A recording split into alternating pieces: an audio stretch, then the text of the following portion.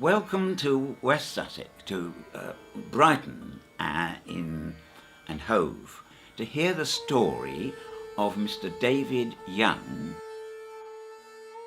of his work in India and how he started the centre in Panchgani, which is now called Asia Plateau, which celebrates its 50th anniversary in January 2018. And it's an astonishing story he has to tell us with his wife Margot. And so, David, I would like you to sit back and just reminisce about how you came to be involved in India. Well, I was born in Scotland, but I was in India from the age of 6 months until I was 10 years old. I was, as was the case with so many British people who were working in India, the childhood of their children was in India, and then they were sent home to Britain for school, which I was sent at the age of 10. And in 1940, I was called up and joined the Royal Engineers. Did you ask for that? No, it was just unexpected. Happened. Part of it was because the Indian engineers were expanding very rapidly in the war, and they had difficulty in finding enough officers at that time to take it on. Yes. So we were mixed, Indian and British officers in the Indian Army. And tell me, when did you first encounter MRA, moral rearmament? While I was in India, I had a gift of a book called Innocent Men, which is written by a man called Peter Howard about, yes, that's it, about the basic start of MRA in India. I read this book, Innocent Men, and I was basically a Christian, but what I learned from the book was that if I take time, God will show me what to do and how to do things. That was a new thought to me, and it led to my having to deal with one situation in the company where an NCO I blamed for having done something which was wrong. It wasn't actually his fault at all.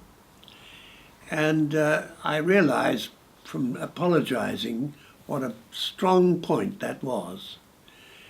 And it led to me understanding much more that God can tell us things which we don't necessarily automatically do for ourselves. I did 3 years at Cambridge, did my mechanical sciences tripos there, and then I thought to take a few months with MRA to learn more about how they operated. And so I decided I would spend 3 months with them before going on to anything else. What did that involve, your work? Well, we were trying to reach out to people and help to build a team of people who would take on the whole idea of changing people in order to change the nation and change the world. During those 3 months, I got a growing conviction that instead of becoming a mechanical engineer, perhaps I ought to take up human engineering, how to change people rather than how to put machines right, trying to get people right. I see.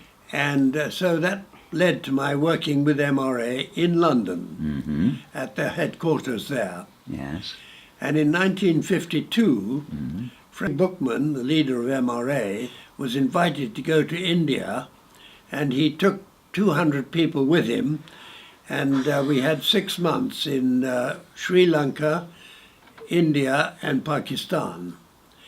And at the end of those 6 months, Frank Bookman said to us, I would like to say that there is a request for some of you to stay on, and if anybody does feel right to stay on and follow up what we've started, then this is a chance to volunteer.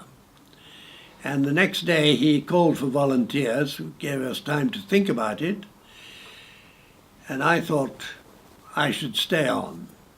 So for the next 4 years I stayed on in India and helped in developing the work there. One of the things we used a lot in those days was to have stage plays which travelled round and enlisted people through drama. And in 1964, a very big musical show came to India, which was organised by MRA, and it toured the main cities of India at that time.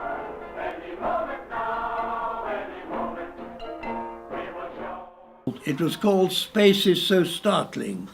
And of course, space was at that time something that interested particularly younger people.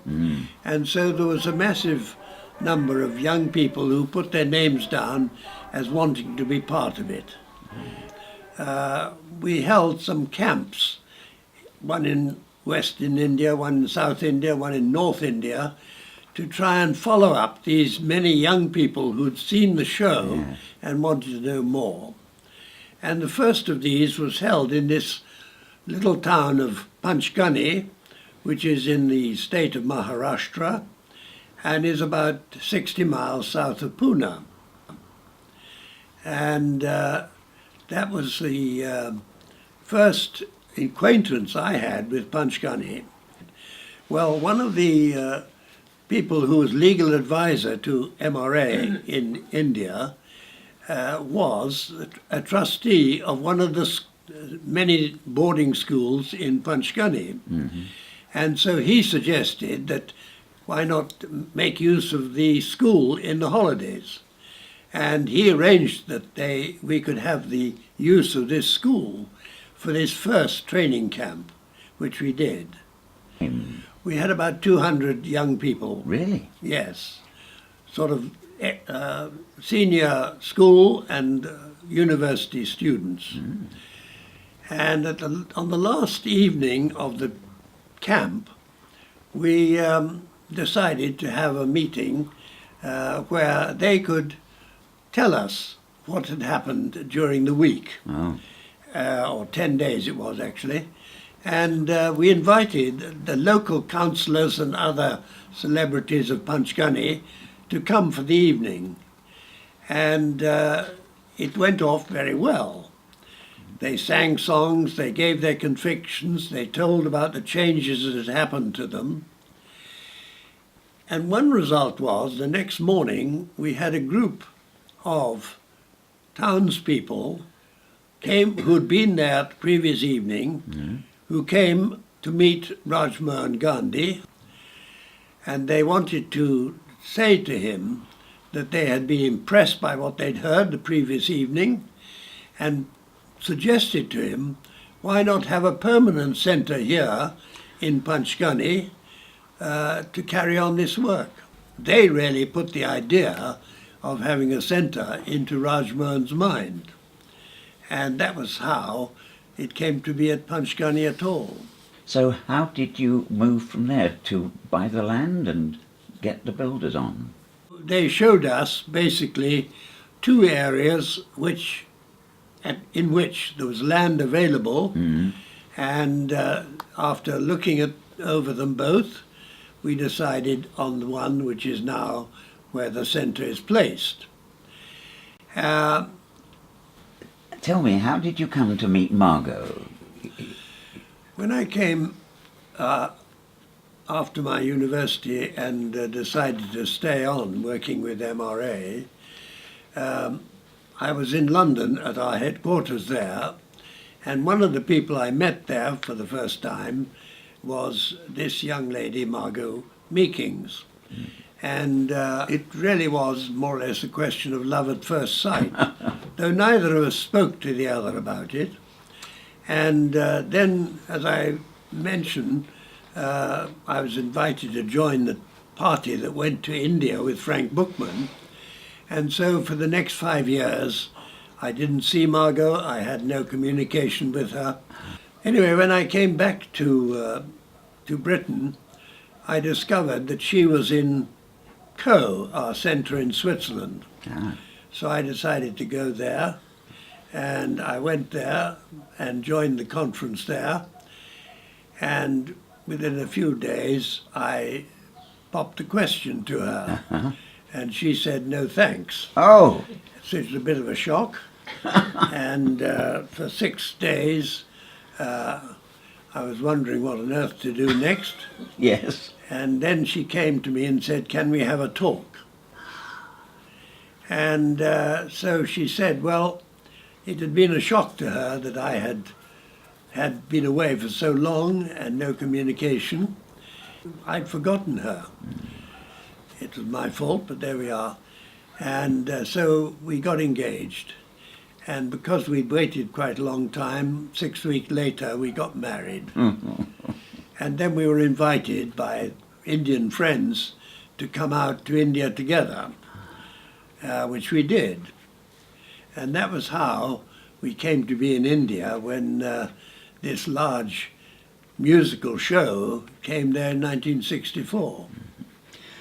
And so you became the site manager for this new creation. You could say that for the first 2 phases, first two buildings, we were there. Keeping all the balls in the air on what was a big project, how did you manage? Well, we were very fortunate.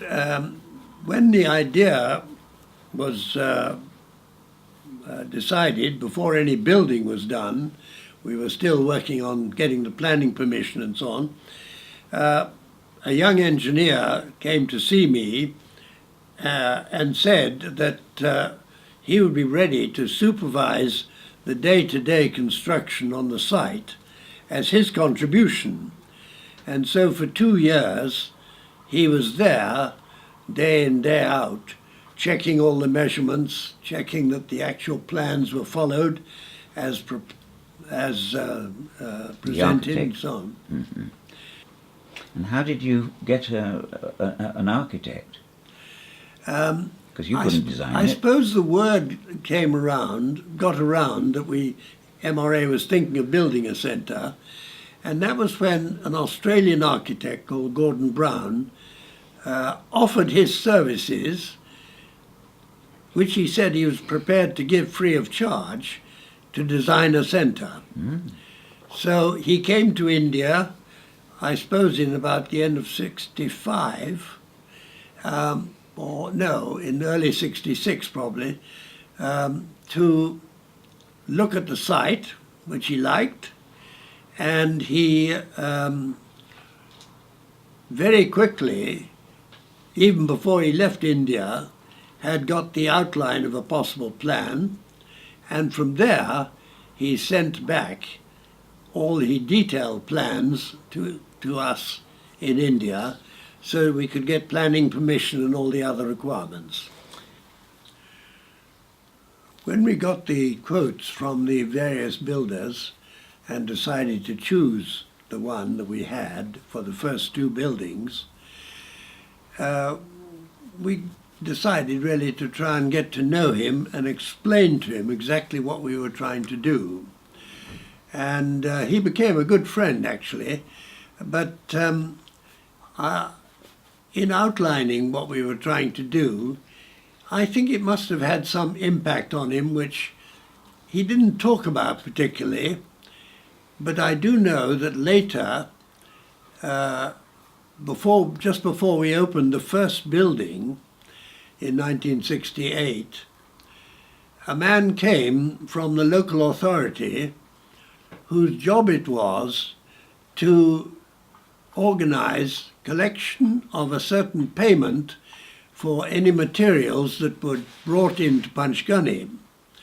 And this man came a few days before the opening of the first building and said, would it be possible for him to meet Rajmohan Gandhi?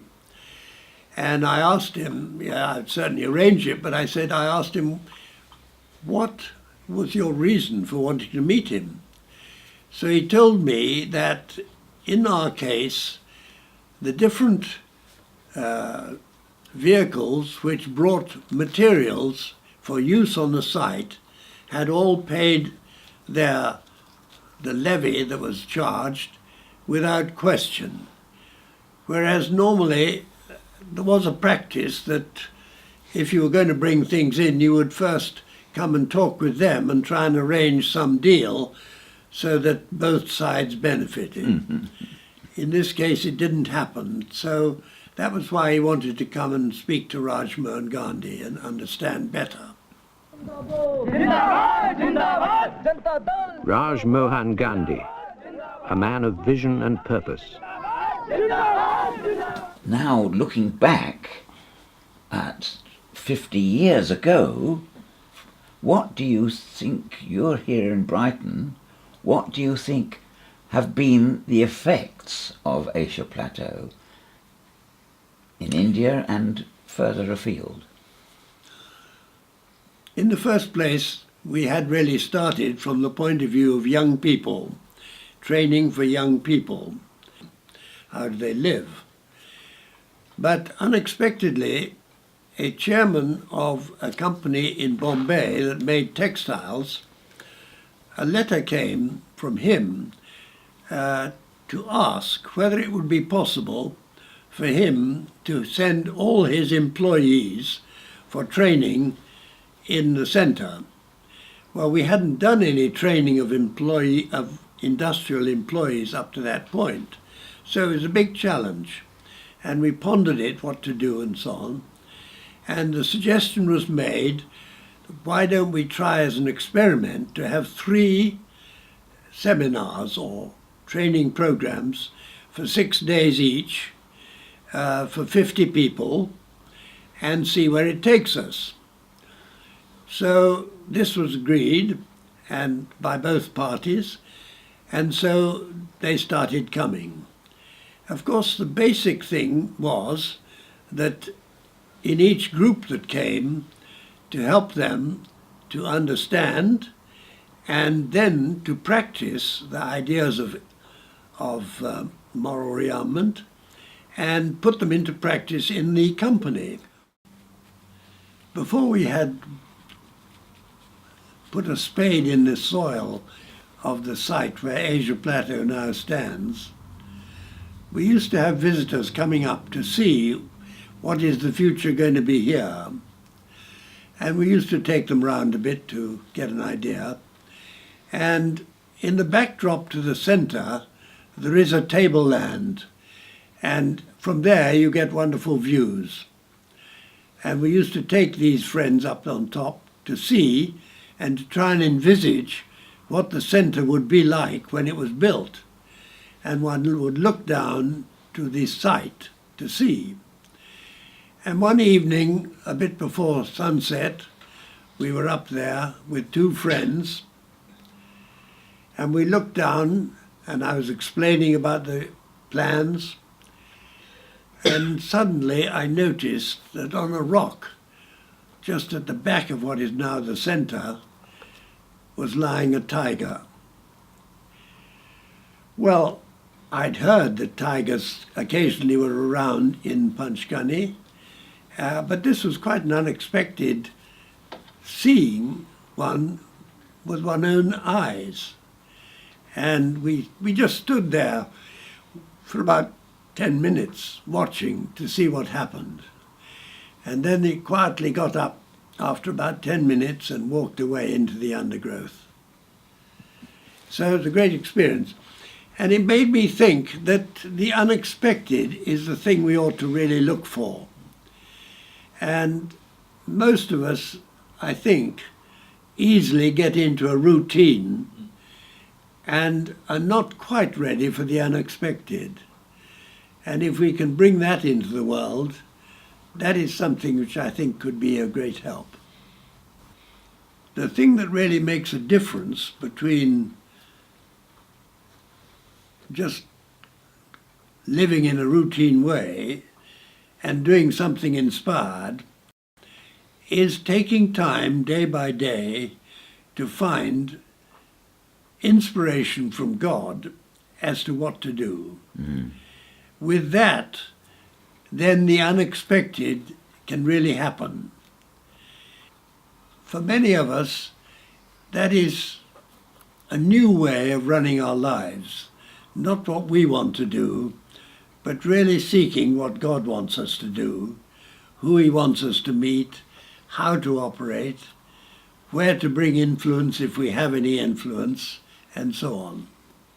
I think it's absolutely possible for a place like Asia Plateau to create the kind of teamwork that nations work together with a common aim.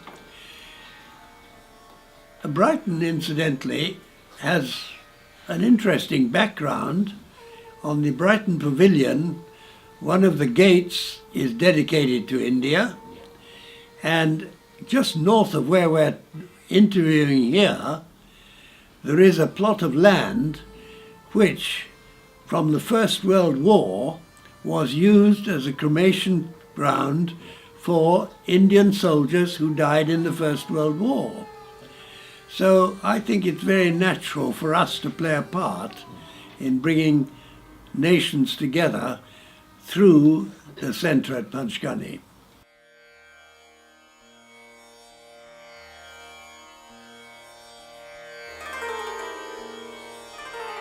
What we need here is an inspired democracy, getting everybody in India to listen to the inner voice, where everybody is equal, there is no human boss, but where everybody listens to the superb boss.